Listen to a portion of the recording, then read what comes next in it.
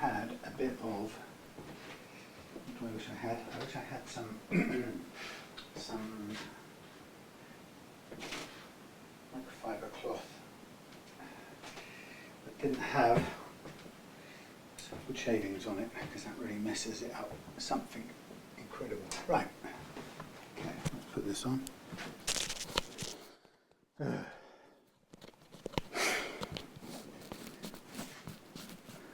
Got the green light.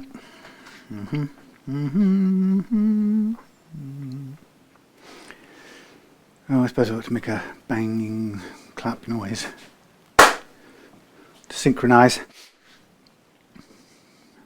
Okay, welcome to Reloved Guitars, and it's a Friday night. I'm Sam, and this is the place where I do my ultralight setups, and often I fit adjustable nuts, as I already have done on here. Now I've jumped ahead a little bit because I did that in some downtime off camera, so to speak, so I'm kind of ahead of the game. I haven't showed it, sorry, but you can see what I do on countless other videos. So what we've got here at this beautiful end of summer's day, well, it's early September, as you can see, kind of late summer sun's going down, and it's quite steamy in here in the workshop. That's because I've been doing cleaning up and things, believe it or not, and spraying. Anyway, so what we've got here is Craig's USA Corona made Fender Stratocaster Ultra, and this is a pretty guitar, and you can see it's got nice appointments, kind of metallic foil logo, nice lock-in juniors, one of those cute little hi-hat, cute little things, whatever they call them, string trees. Now it's got an adjustable nut, and it's got a rosewood fretboard. Ignore the bone dust on there. Rosewood fretboard, very nice dark rosewood, with rolled edges. It's a 10 inches to 14 inches compound radius on this guitar, and it has single coil noiseless, ultra noiseless, so you listen hard and you'll be deafened by how noiseless it is.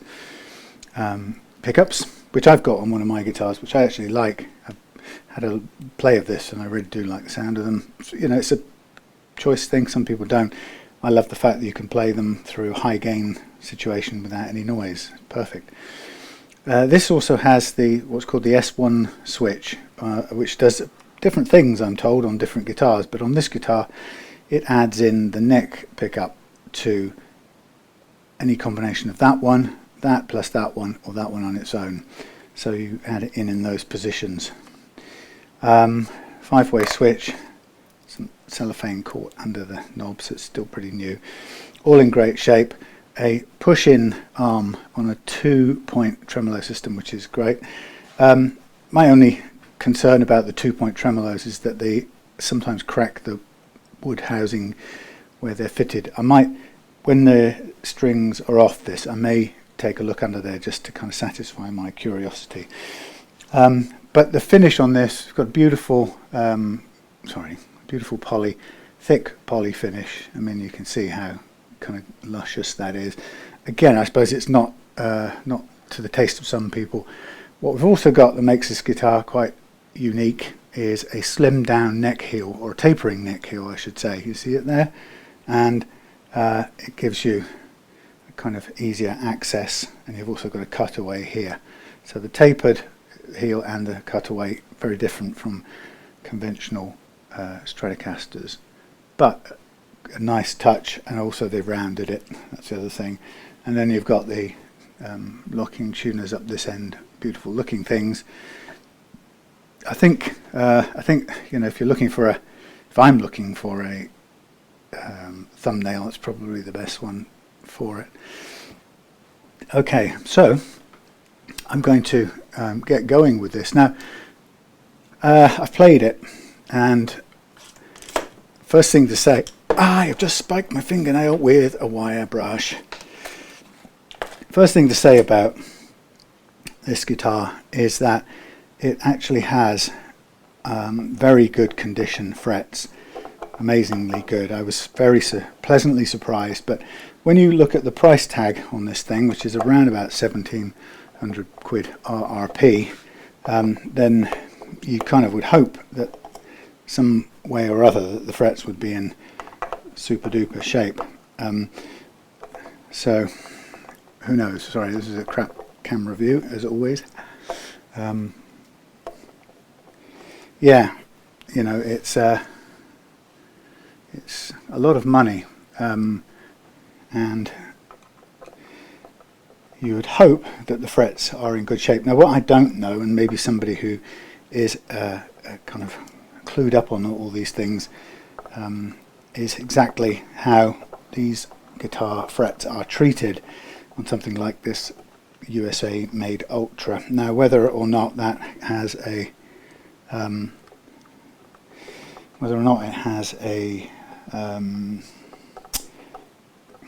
kind of version of a Plek machine or something like that, who knows. Okay, so it's kind of similar to the Mexico one we saw the other day. I mean, a nice solid block, not a huge one, but it tapers, so it's a bit better than lots of things. I've just taken this off the back just now because I'm just going to dial in the claw screws just a fraction, and the reason for that is that currently this guitar is just floating a tiny bit under normal tuning. So what it means is that when we're good, that's stopped it from floating.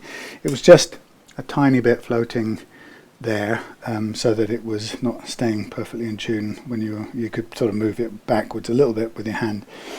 Okay, so the things about this guitar, Craig has sent it down for us as good a setup as it can be, and as I said, one of the things to note is that Craig had done some work on the nut and it hadn't worked out perfectly well, so it had come a bit low on the high E string, and the action was set quite high when it came down, so it was coming to me for a low light setup with an adjustable tusk nut, which I've already done, and I've done it with the aged vintage tusk one as well, which they retail at about £4 more than the regular grey one, so you pay £4 extra for a bit of slightly yellowed resin or PTFE stuff. Anyway, but it looks good. It fits with the aged look of the scratch plate, or I think it's slightly mint green scratch plate, and the aged cream. So yeah, so what did I find on this guitar? Well, yes, I found the action was high, so I've lowered that at home to get it down to a target action, and it seems pretty good. There are no clear, obvious chokes going on. What I'm just going to do right now, if I can, is I'm going to see if I can take a really close-up look at these frets with the camera supported. Okay. What I'm trying to do is just give you a sense of, or get you a look at what appears to be just a very slight hint of flatness on top of the frets. Can you see this line? Now, sometimes it's not very clear, but it's sometimes it's a kind of reflection, but as you kind of move, it doesn't move. That's not a very good argument. But if you go down the frets, you can just see this. There's a kind of slightly flat spot on top, and you can kind of see it when the shadow bends around. It just kind of goes curved on the sides and then flattens out a little bit on the top. Now I can't be sure of this, but this is what I was saying about the here's quite a good example actually. Yeah, look at that. So look, now you can see that. What number is that? Is that 12th? That's that one there. No, it's not 12th. It's 7, 8, 9, 8, 8th fret. So you can see this. Look at the shadow go straight across there. So fret number 8 is considerably leveled than 7, and as I say, there's nothing kind of major league wrong with that.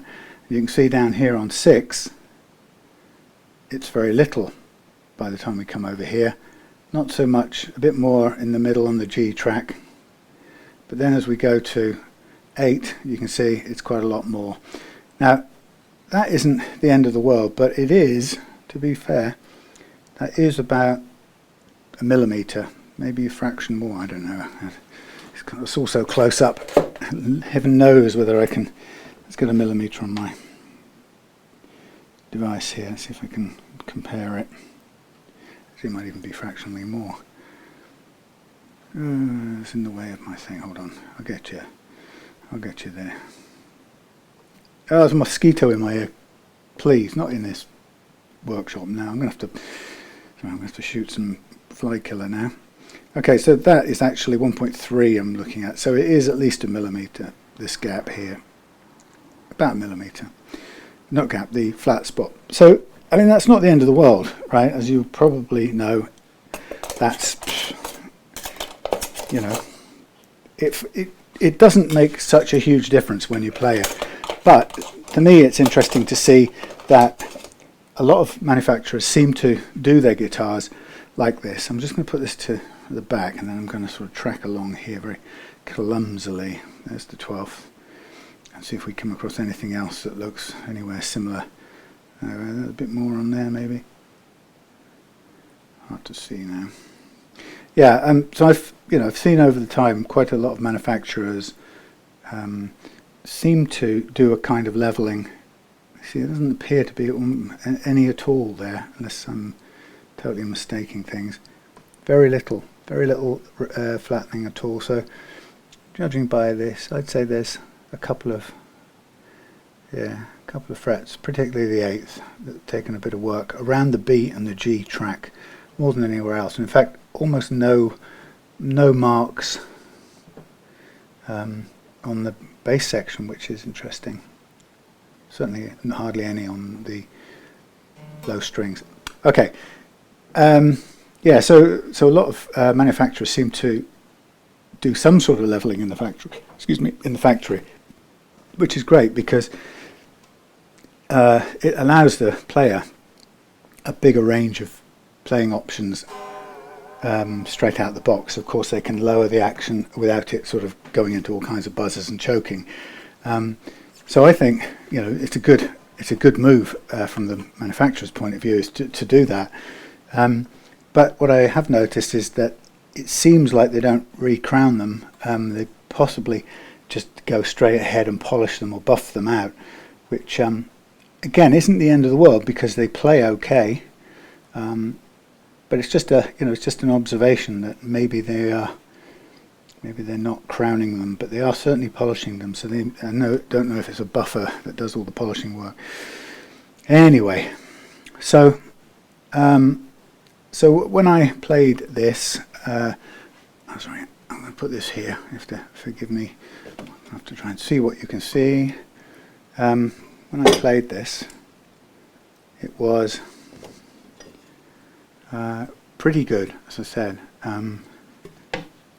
Excuse me, I'm still hot, so please forgive me. And all I found, the only thing I could really find, I couldn't find any a tiny bit of ziz, hardly anything.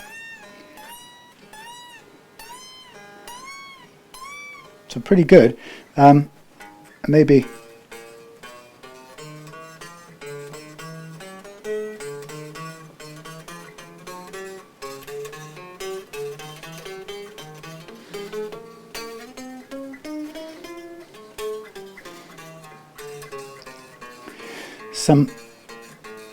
some accompanying fret slap on all the low strings, or on the low strings on most frets.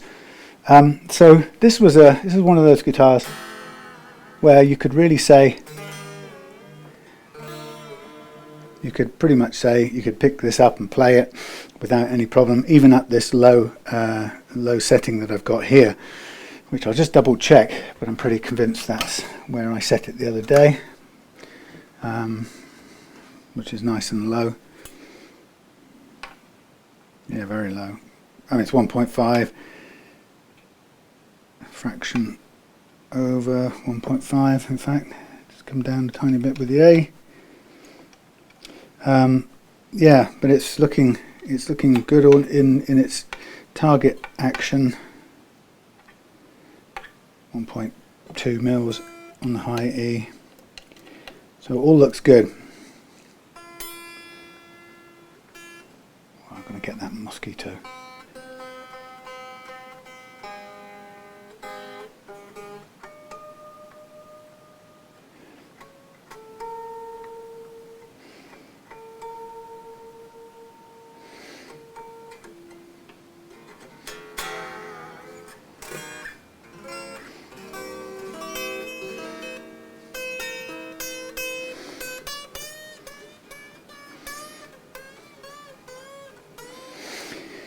Now with the 8th,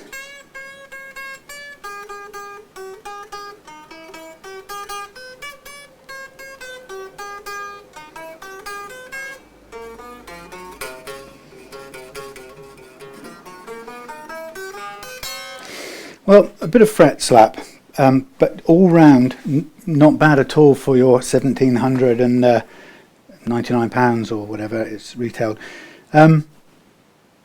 So could you get away without leveling it? Yes, you could, but I'm going to level it very lightly because what we have is the slightly flattened 8th fret and a couple of others around it which haven't been re-crowned, so we can do that. And so I can do the bit that wasn't done in the factory, if you like. It's no big deal, it's not the end of the world, but technically it's a little bit more accurate.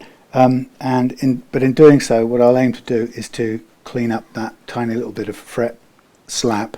So with a 14-inch radius, 10-inch to 14-inch, you should be able to get a low action playing pretty much all the way across the thing. And it is, to be fair, it's playing, but it does have that little bit of fret slap in the way. So we hope to improve that with a little bit of very light leveling. So the first thing I did the other day off camera was I fitted this adjustable nut, and that's set at a really nice low action.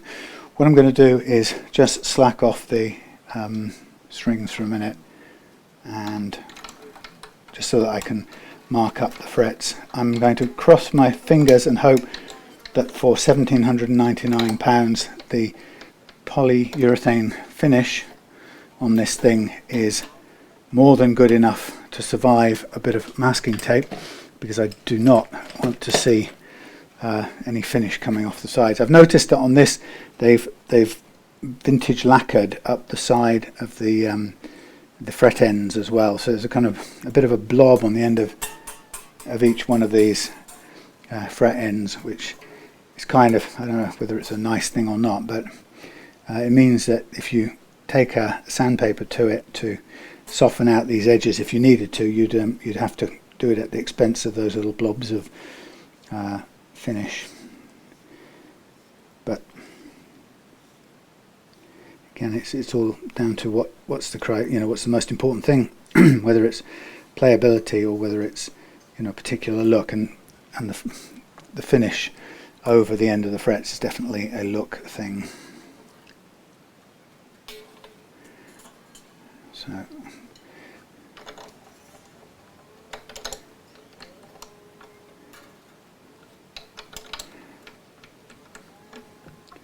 okay.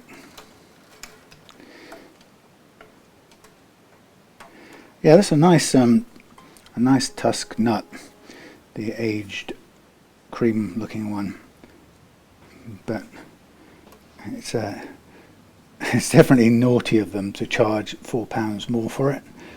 I mean, for goodness sakes, it's only a bit of colouring. Some bikers outside.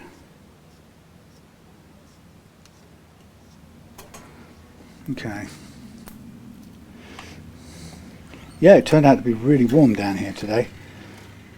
Of course, I had a bit of hammock time, as you'd expect me to. Always make use of good weather, and why work in the beautiful sunshiny day when you can work in the evening, my motto.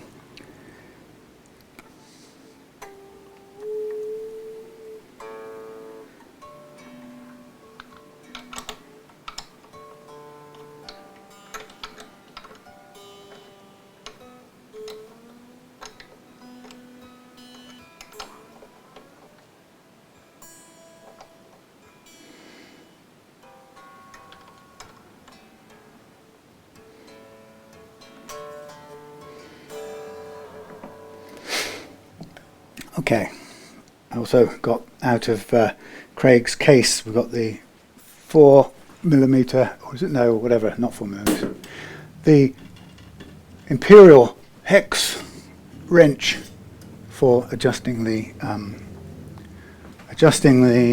neck relief. Nice noise.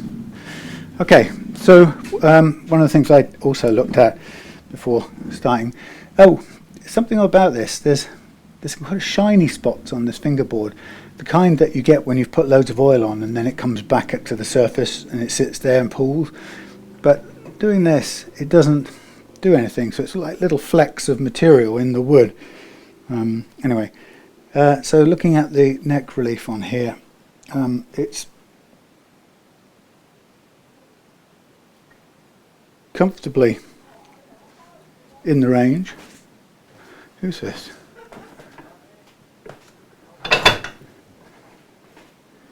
Some leads.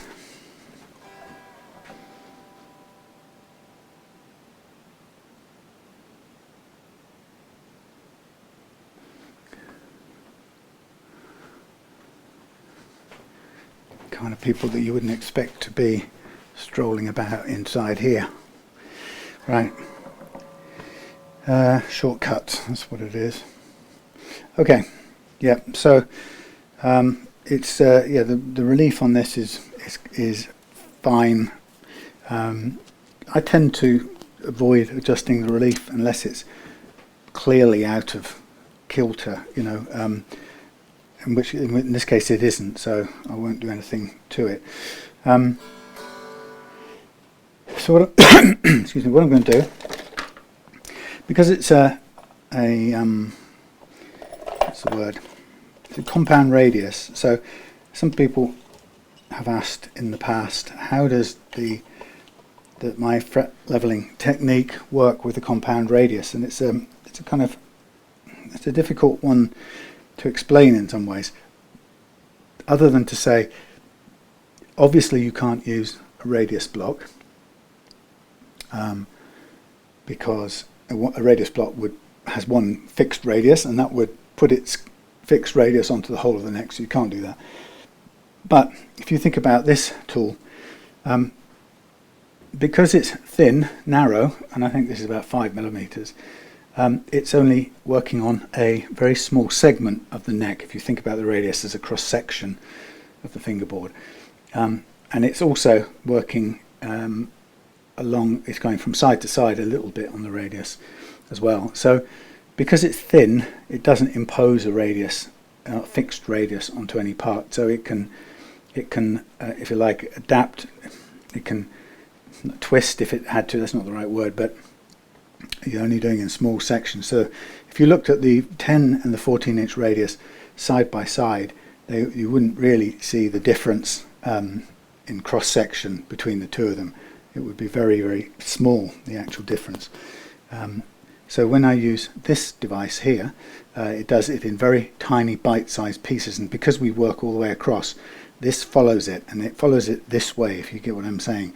It'll map itself, and it makes a cone shape effectively. If this is tighter and that's flatter, this thing works over a cone. Both ends move. This end moves a smaller, tighter circle. This one follows a wider one. Do you get what I'm saying? It's a cone. It's a cone affair. Anyway, but you can't do that with a radius block. It's fixed. The radius block can't approximate that cone shape. Whereas that's the best I've ever thought of it, actually, because it's the cone that makes the difference. There you go. Right. So what I'm going to do is I'm going to line up, calibrate this one but because it's a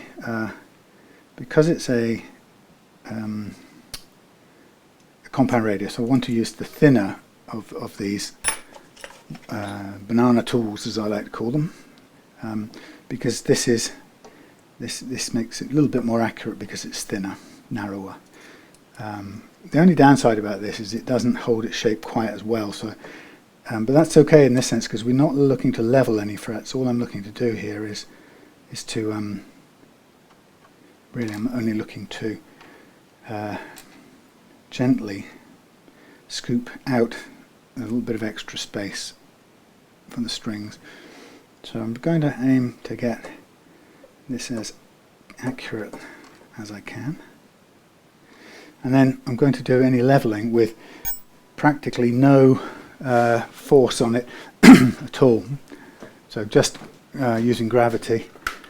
So I'm going to just get a little bit of duct tape. No, it's not duct tape, it's bloody Gorilla tape. I'm so sorry, Gorilla. I'm just going to put that here on either side because I just want to protect the crunchy finish. So it's just really sitting there. So I can take the string, just drop it off the side and touch the tape.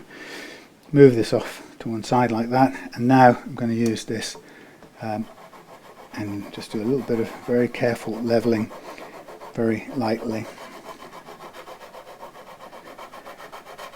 And kind of with this device, what it usually tells me pretty quickly is what's going on with the frets. So cutting a little bit, not touching, not touching, not touching. So a low spot, touching, touching, touching, touching, touching, touching all the way up there from here onwards. So only this part here isn't touching. So there's a very slight low spot, which also takes on board, guess what, the 8th fret. Isn't that funny? So let's just keep going a little bit, and I'll stop after a little tiny bit more work.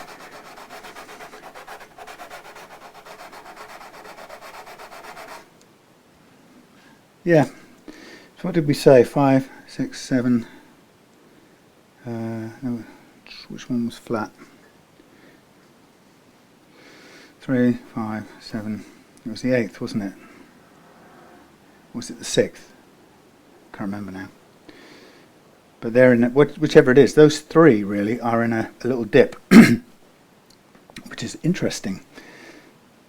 I wonder why. Maybe that's the result of the fret leveling technique.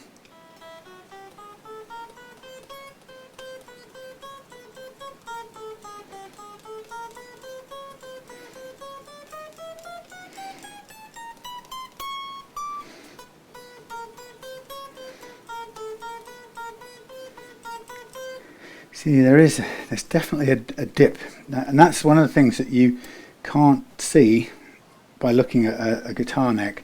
But this tool shows me what I sort of already suspected, that there is a there is a dip there.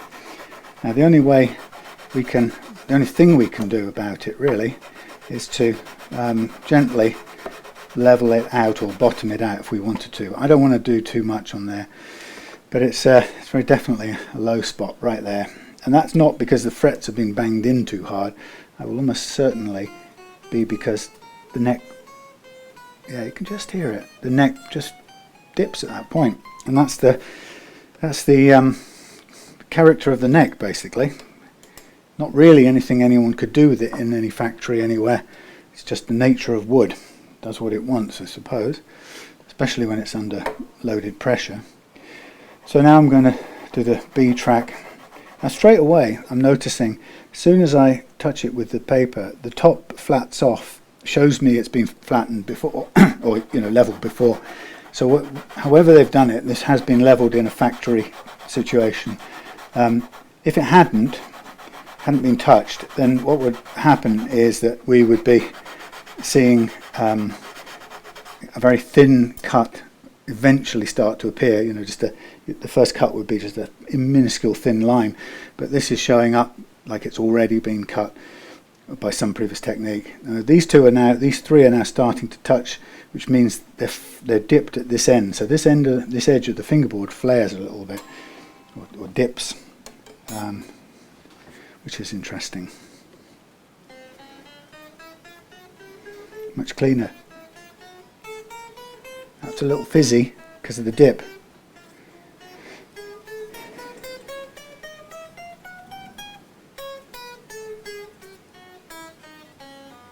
Okay, that's good. So now I'm going to recalibrate for the G. Now the G area is where I've seen most of the flattening already done on this neck. So I'm expecting to, when I calibrate it, I'm expecting to see the kind of tops of these frets sort of, what's the word, kind of show up with a flat spot straight away, as if I've suddenly leveled loads, which I haven't, but it'll be a previous leveling flat spot, which I've kind of already noted, particularly on the 8th, 7th and 8th frets. So, okay, I'm seeing it on the first fret number 1, less on fret 2, quite a bit on fret 3. Interestingly, it's showing up on this fret here a lot, but not on the previous ones, because they're in a dip. So they're kind of in a dip, and they've not. Now that's interesting.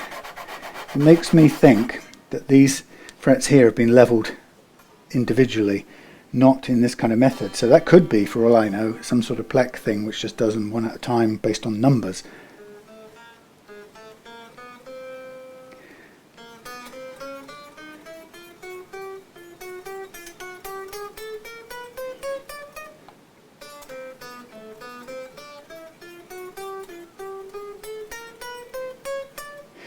A little bit of focus on this end for the G track. Yeah, so who knows? I mean, they could have been spot leveled by somebody. So I'm going to concentrate a little bit on this upper half of the neck at the moment, while I see if I can just even out or cure the fret slap, as I call it, up here. It's only a very slight buzzing, but that's what's great about this so-called banana tool, is that it shows what other methods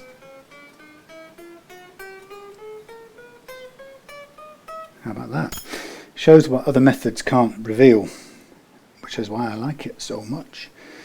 Right, calibrate on the D track. So good, it's on. Yeah, it took me a long time to learn to trust this method. Well, learn to actually understand it fully. I'm just going to hook that over there. It's a bit naughty, but it'll do. Yeah, I mean, I think when I started using it, let me just make sure you're still recording. Yes, when I started doing it, I I kind of knew straight away, early on, in fact, that it was good for leveling frets, and it was evident that straight away from the outset that it not only leveled frets, but it did it in such a way that I was able to hear the improvement in the frets as we went. This has been leveled a lot somewhere in the past. This is clearly standing out. But hey. Yeah, so that's what I got from it early on.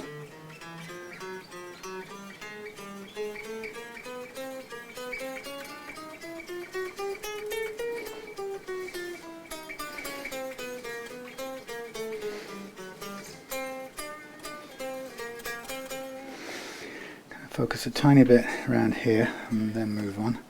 Yeah, so it was very good for leveling frets, obviously high frets, and like I say, you could hear obvious chokes cleaning up and disappearing as you went.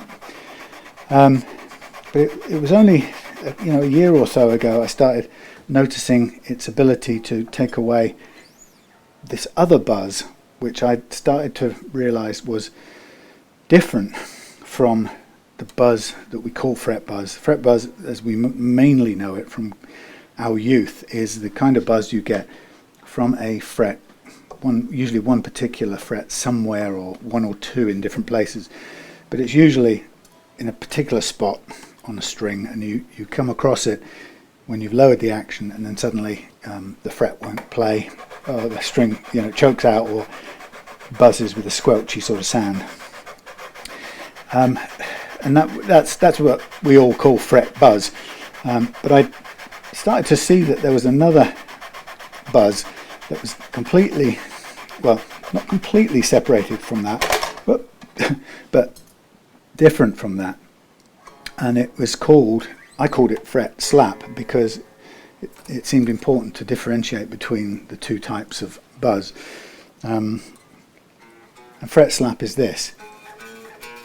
Hear it on every single note. You can hear it with my microphone.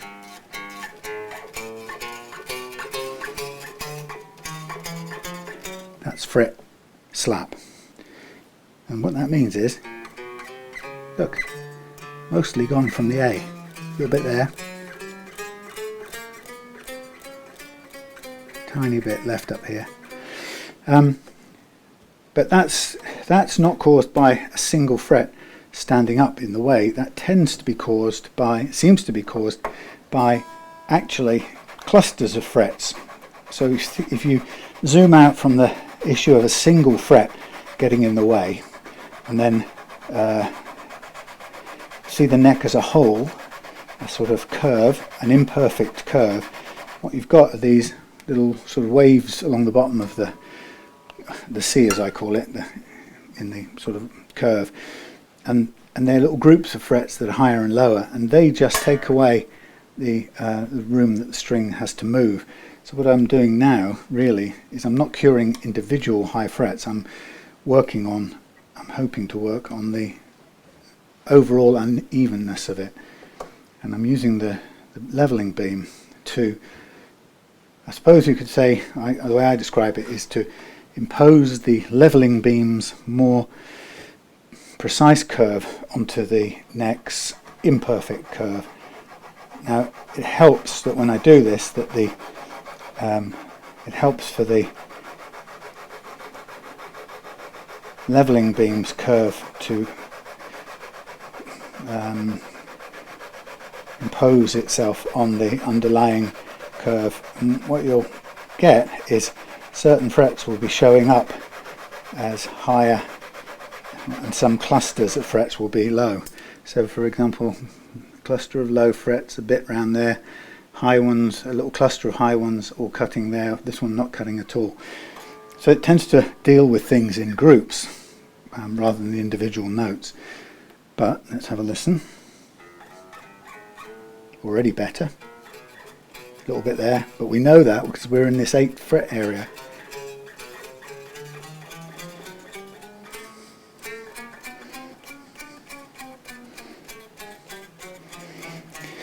Now, for this one, what I'm going to do is I'm going to change to the StewMac U channel rod, which is stiffer than the old Squire one, the thinner Squire one, but it's a little bit thicker, but that's really not much. So I'm going to use this one only because it's stiffer, and what I want really, I want to make sure happens is I want this curve of this stiffer rod to impose itself onto the fretboard, or the overall shape of the fretboard. So I'm just tweaking it microscopically. That will do. So now, leave that off to one side. So now I'm going to let this do its thing with gravity, knowing that the majority of the fret slap at the moment is in the second 2/3 of the neck. The first third is cleared up. So I want this to, moving it side to side, remembering I'm doing it on a cone shape. No, it's a cone shape, a truncated cone shape. So I'm letting this follow the curve of the cone. Okay. Yeah, see there's high frets here. This little cluster here is high, this is a low cluster, as we know. And it's the interaction of those bumps with the strings that makes the fret slap. that's that one there.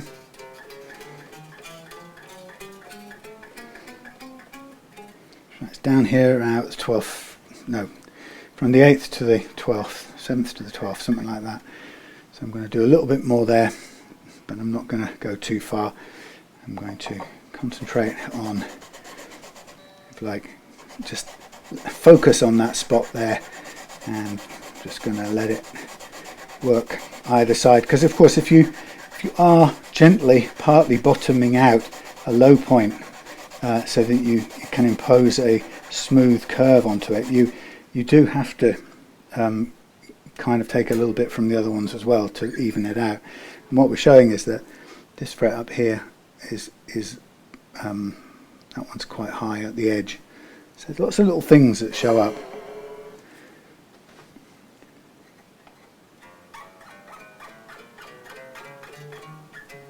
Much better. Well, I think that's as good as we're going to get. Now you hear how much that's cleared up, and that's the secondary function of this level of fret level, this method of fret leveling, which, as I say, only until about a year or two ago I understood how it could do that and how well it could do it actually. Okay, so now I'm going to do something which obviously I think hadn't been done from the time before, which is to take the strings off now and re-crown these frets. And that means using the famous Stumac tool. Keep those out of the way.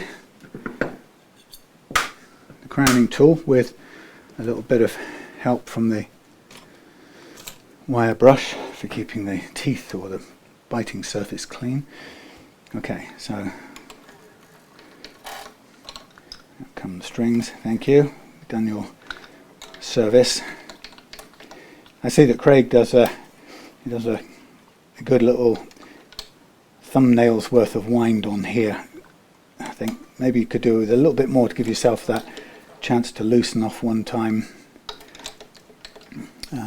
if you need to, because it doesn't like to be slacked off. If you do it all the way through and just tighten it, you don't have a lot of options for slacking the strings and redoing them. They tend to break. These are quite handy. Well, they're handy spare strings, sacrificial strings, but they're only good for use with locking tuners. They're not long enough to get round a regular thing, so I'm going to cut them off anyway and be done with them. This has had it, this thing. I cut some stainless steel bolts yesterday. Actually, they were pickup adjustment screws and they knackered that. So that one, that's pretty much biting the dust. Okay, so the precision bit in all of that chit chat is done. A combination of getting the nut right, which I apologise for doing off camera, because I just happened to get onto it yesterday and I was kind of doing something else at the time, so carried on and just did it off camera. So the nut is the important thing to get right. That's 50% of your tuning stability, and then the leveling, as you can see, to clean up the fret slap as well as any fret buzz, which in this case it was in good, frets were in good enough condition. There wasn't any particular buzz on any individual fret. But as I say, think of the second operation as a way of smoothing out the curve of the neck or curve of the fretboard, the tops of the frets. That's what we're doing. We're printing a smoother impression onto that than is left by the fretting process. So I'm going to use the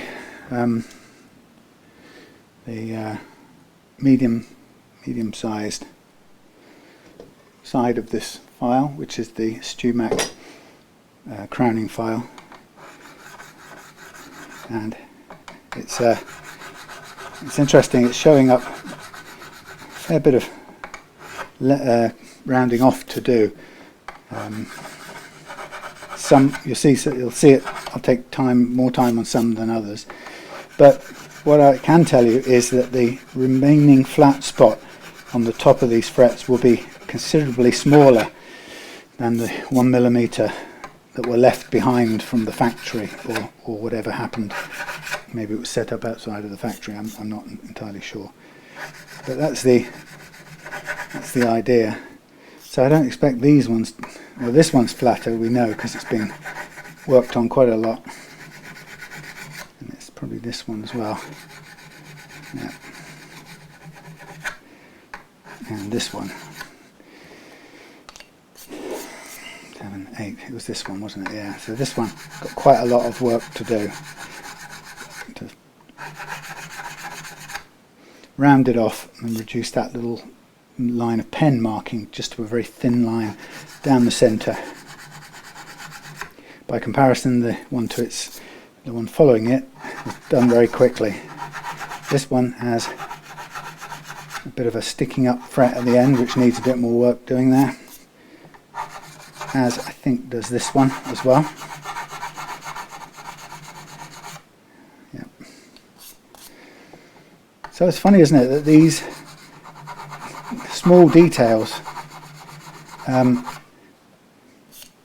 are not addressed in whatever process the factory does with the frets. And maybe it can't, because maybe they do it with the strings off. Maybe they do it with a Plek machine, which as far as I'm aware, the Plek machine does curve, or it measures where the frets are with the, let me get this right, I can't remember, I've read a whole article on it. Measures it, does it measure it with the strings on? I can't remember now. I seem to remember when I looked at it in some detail, I seem to recall that the one thing that was missing was the compression this way. I might be wrong, but anyway, it's interesting how you can hear that fret slap cleaning up as I do the leveling in the way I describe it. You can't deny that's what we hear, which I think is an amazing outcome, really. Right, I'm going to put a little bit of clean up with a little bit of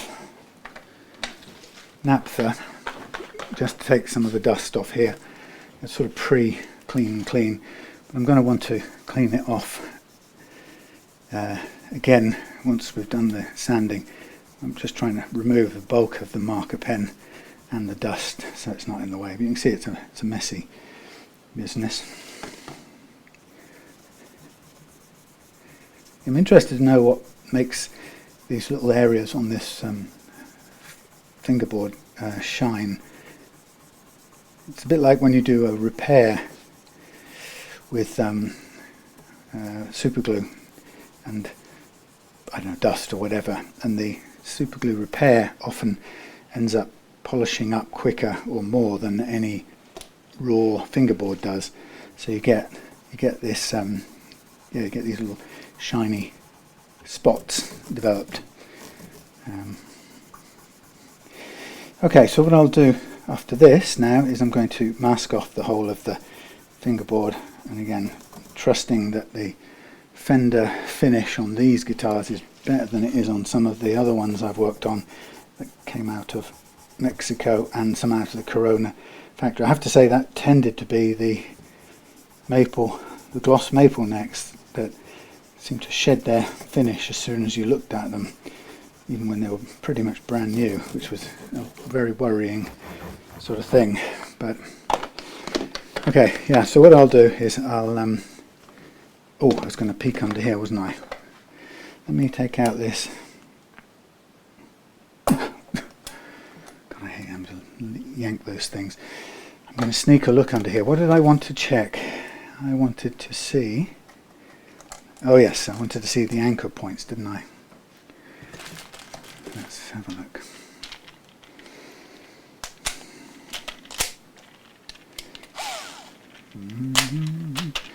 Bear with me.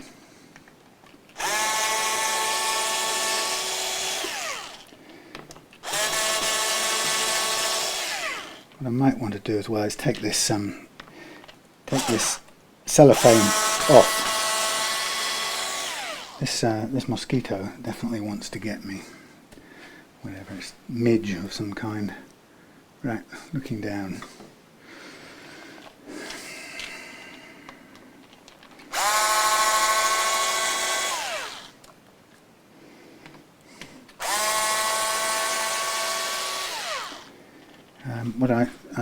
Actually, just one thing before I do anything else. I know it seems silly. So I'm going to get the polythene off here. I'm going to need to lift these up while the scratch plate is still affixed. Thank you. Look at this. Hate it. Hateful stuff. To cut round the head of the nut, basically.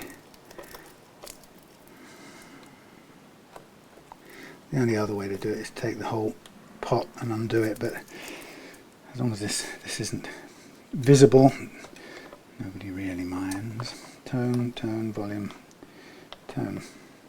There we go, that one's okay. This one, I don't know if this one should. I hope this one is a regular thing. It's the pushy one. Kind of nervous about that one. But I must be able to get the knob off because I can't get to it otherwise.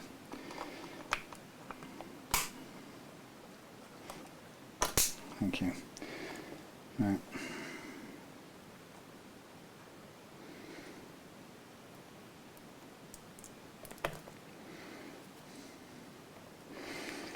Horrible when you catch all that plastic under the pickguard.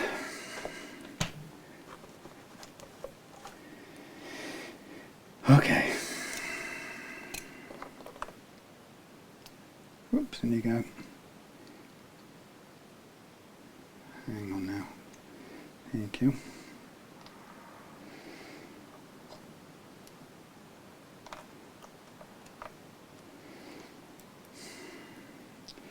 Get in there.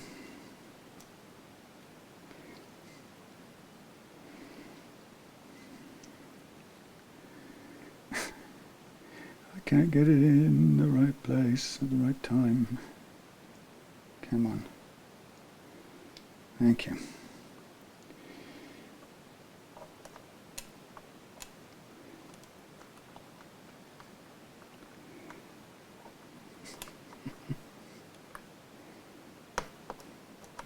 Thank you.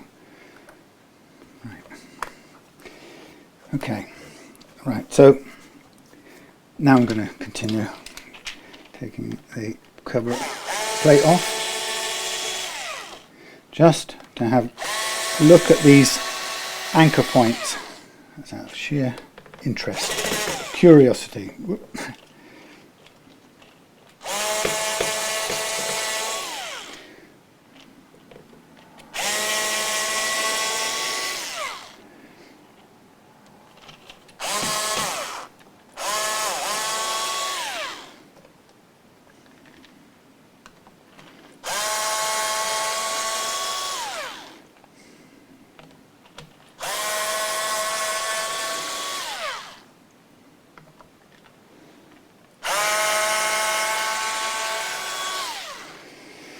Okay, you can see. This will be slightly tricky. Okay. Yeah, a quick look. All good, all good, all good. Nice, thick gap between the wood, so no splitting, nothing. Hurrah! Okay, Ultra Strat, Ultra Burst, Pure TNT. Whoops, I've gone and stuck. I've just gone and stuck a load of screws to the pickup. Get over there a minute. what I just wanted to do while I had that up is get some of the dust and grime from under the pick guard edge, since we can. It's never a bad thing to do. That little bit that you can never reach on its own. I think I better go and rescue my spray job in a second. Okay. Right. Let's put this back on. Nice little unit. Tuck it in. Come in from the front, press down, fit under. All is good.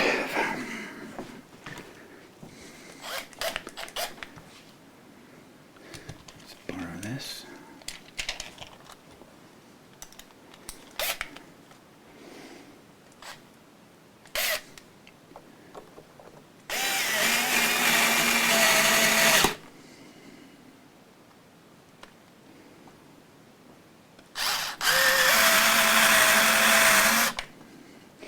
Right, so after this I am going to mask off the fingerboard, and then I'm going to polish out the frets with a whole range of sandpapers, going from 400 through to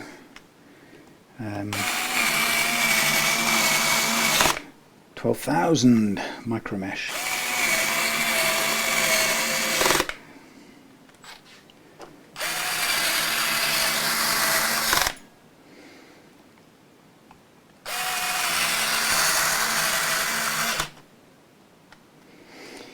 Okie doke. Right.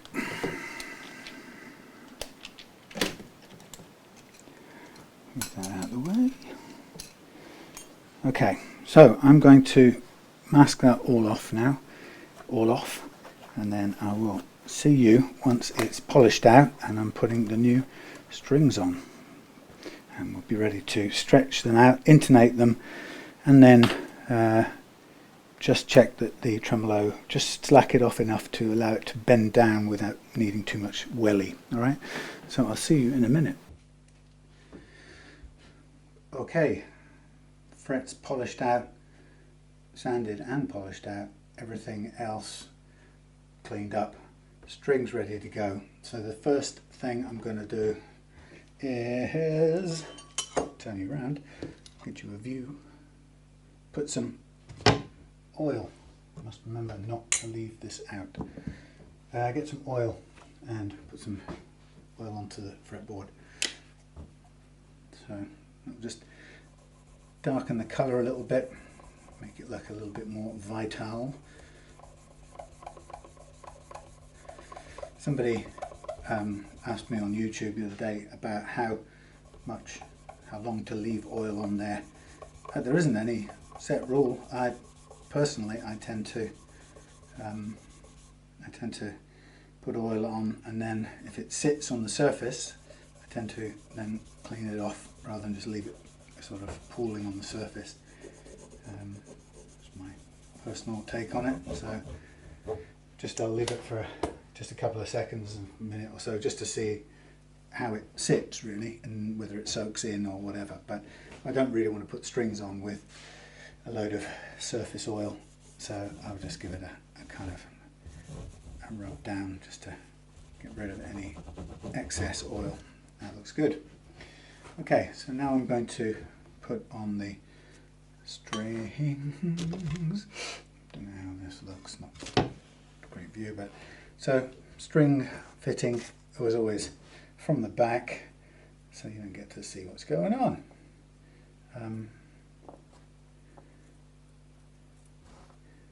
Radio. Friday night.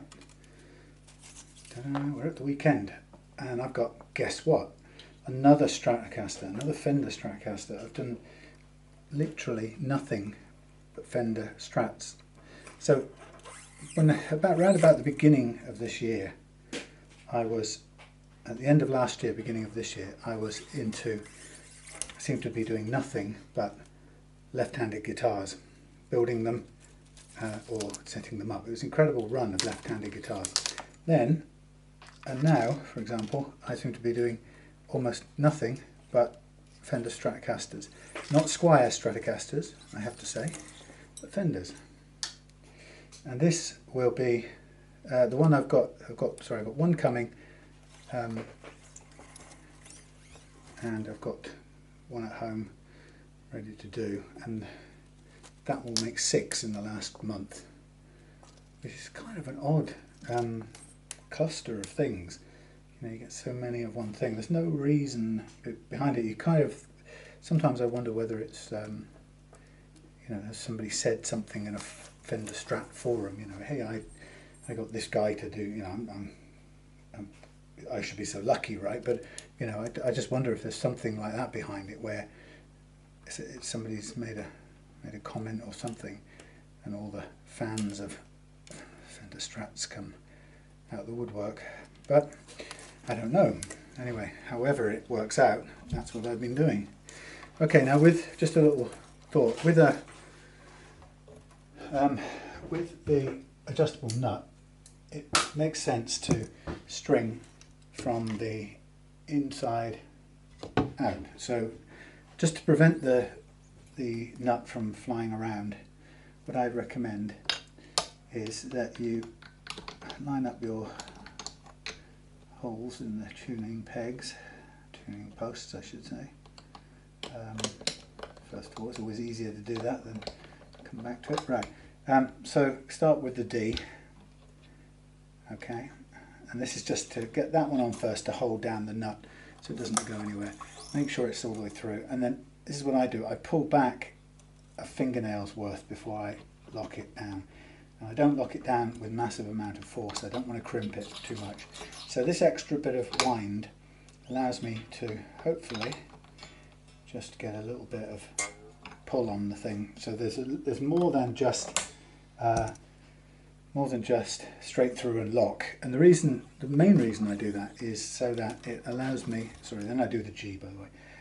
It allows me to, or allows you, if you had to, for some reason or other, slack the strings off, take the neck off or do something, this little bit of extra wind on will give you the opportunity to slack the strings off, do whatever you need to do, and then put them through again, but this time go through and lock down on a different spot from where they were first locked down. That's what the additional bit of winding allows you to do.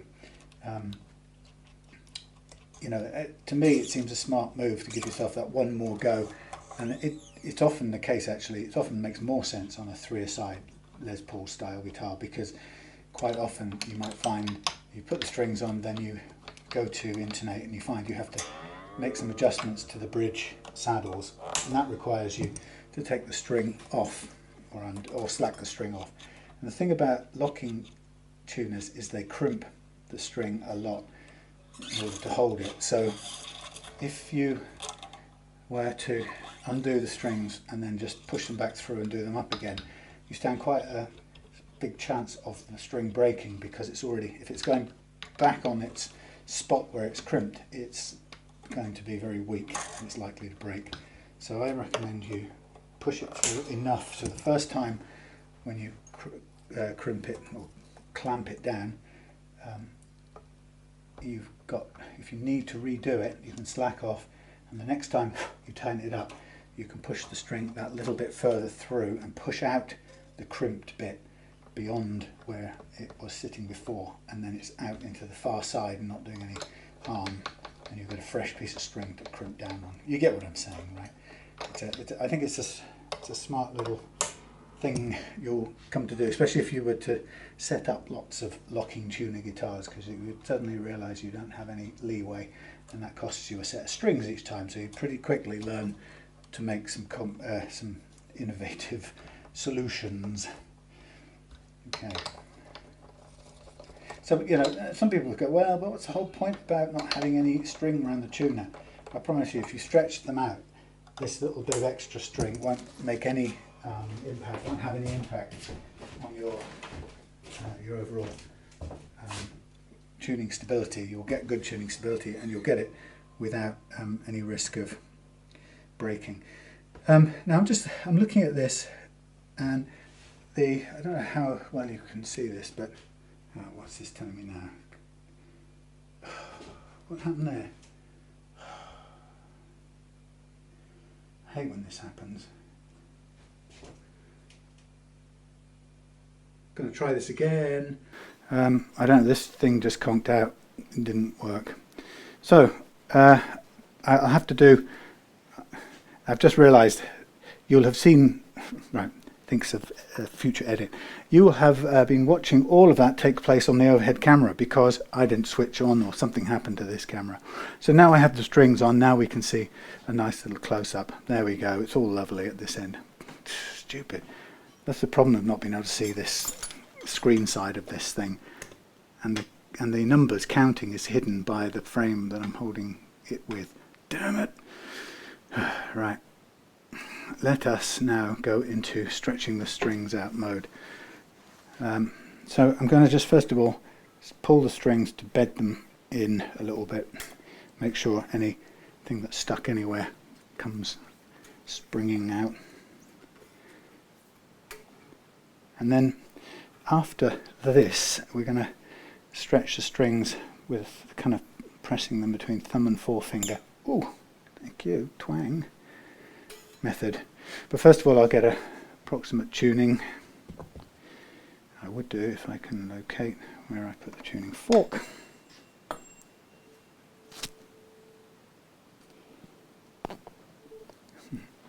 Tried to touch the microphone, not very clever. There we go.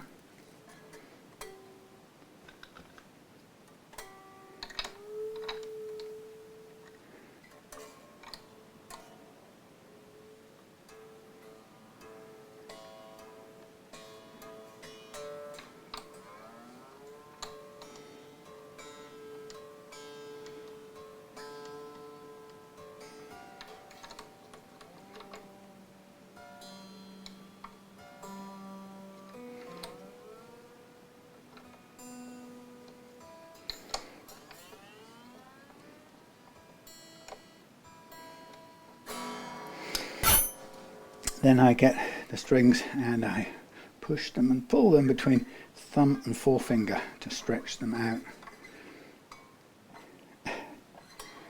And this is where you get rid of most of the slack. And the secret is to keep going until you don't get any further detuning. That's the recommendation.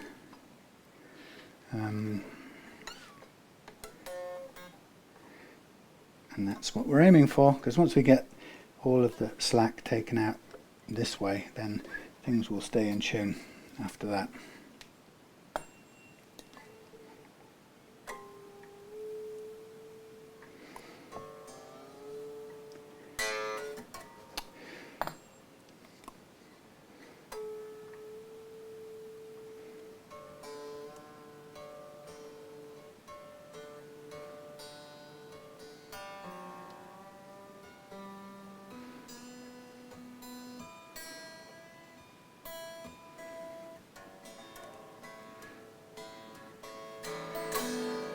Okay, and we'll stretch them again.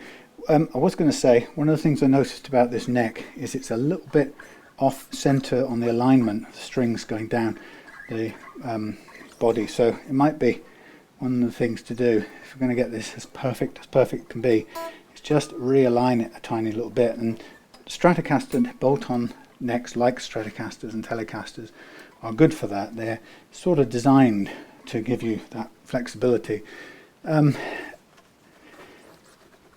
Am I thrilled to have that flexibility? Not really. I'd rather a tight-fitting neck pocket, but that means everything else has to be perfectly in place too.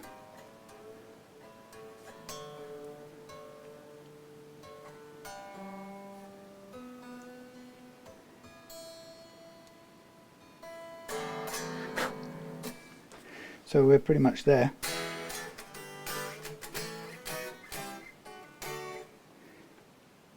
Bit more pulling, bit of stretching. Now the thing is, remember I said it's a good idea to build in some ability to slack the strings off without them breaking, and if necessary pull them through. This is where we might need it if I'm going to slack this off to move the neck.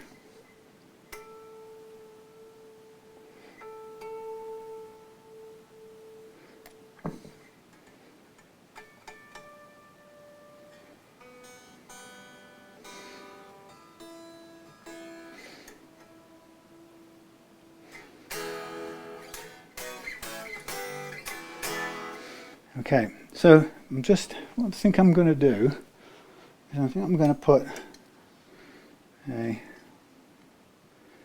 on. I'm going to slack these off just a tiny bit. I don't think I need to restring them, but if they broke, then I would have the freedom to do that, or the leeway to do it. Now this really, what I'm looking at is this needs a very small movement away from the edge here. So this is designed to fit beautifully flushly, and I'm going to undo it slightly and move it away. So I'm going to undo 3 of these. Wow, creaky, scratchy, crunky noise that is. Talk about. So I've undone them a little bit. Now that gives me a chance to have a look at where the movement needs to go to. Yeah, it's interesting because technically that looks like it needs a tiny whiff of shim material. So it could be as small as a little piece of sandpaper or something.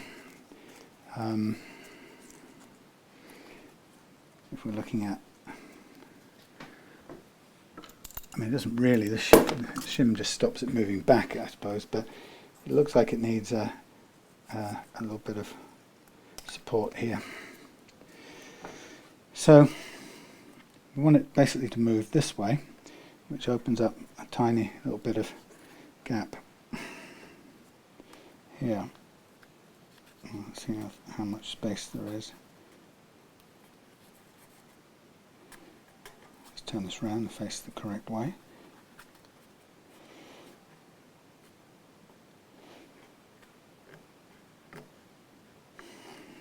Look, that's on target. Thin thing.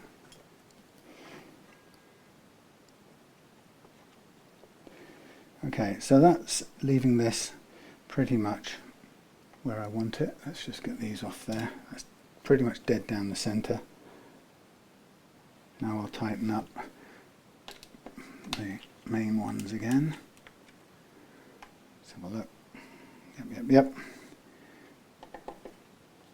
Opposite diagonal. Yep. And then the opposite too. Come along now. Okay. Yep. Right down the middle. So that's balanced it out.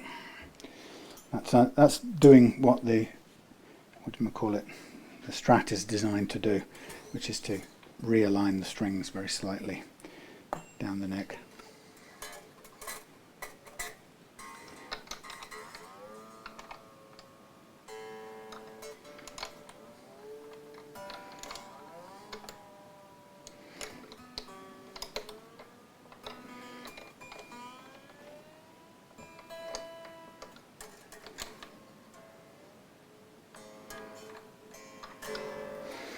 Okay, so now since I've taken it, slacked them off, I need to do a bit more stretching because we always get a little bit of looseness in the system again. So it shouldn't take long to tighten it out, but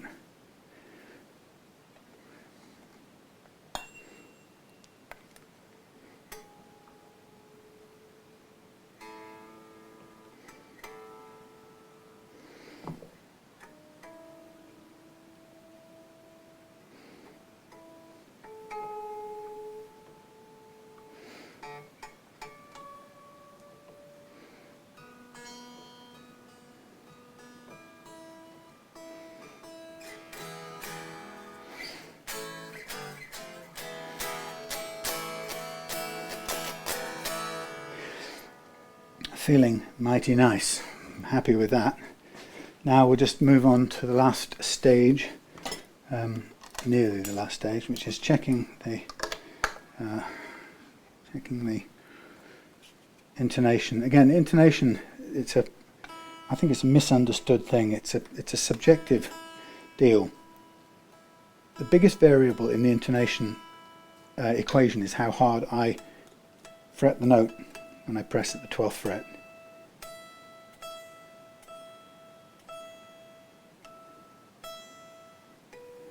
So if you and I have different strength fretting, then we'll get different results. What looks like it's intonated correctly for me won't be correct for you. So the truth is, a tech or a luthier cannot set an absolute, because my finger strength can make it go sharp, or if it's less than yours, it can make it flatter than your note at the 12th.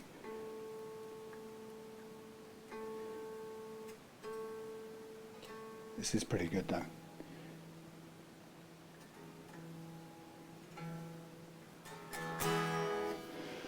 Yeah, I think that's all in good shape. I wonder if they...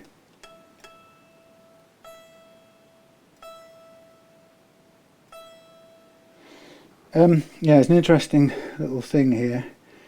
It feels like the high E could do with being a fraction closer to this post, but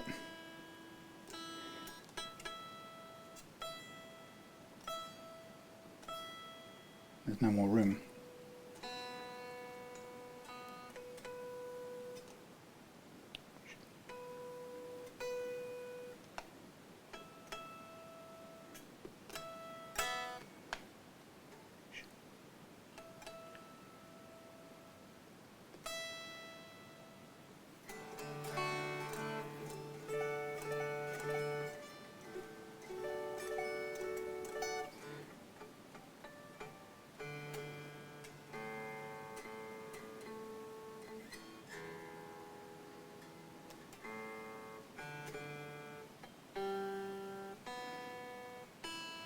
Very good. Spot on. Now the last thing I'm going to do is let's just check the amount of force required to use the tremolo.